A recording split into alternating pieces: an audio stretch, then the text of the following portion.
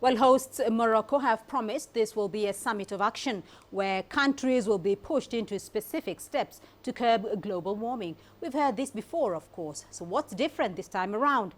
CCTV's Maria Galang takes us through it. Just recently, a team from CCTV took you to the top of Africa's tallest mountain. The melting glacier there, stark evidence that things are getting warmer. The really tragic part is a lot of this stuff is disappearing. Where I'm standing now, for example, used to be under that glacier. Give it another 30 years, maybe another century, and all of that might be gone. Back at sea level, on the shores of West Africa, the impact is just as dramatic. And millions this year have gone hungry across Africa, thanks to a drought that many blame on climate change.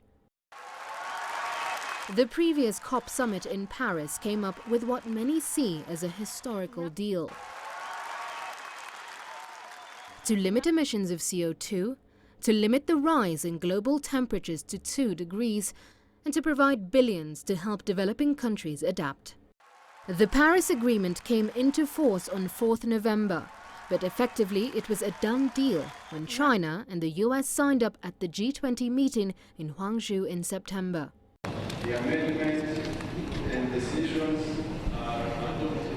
And last month, the deal passed its first major test when delegates meeting in Rwanda agreed to phase out gases that are making global warming worse. Now, at COP22, delegates are supposed to move from the planning to the execution. With so many delegates, there's always the worry things can get bogged down.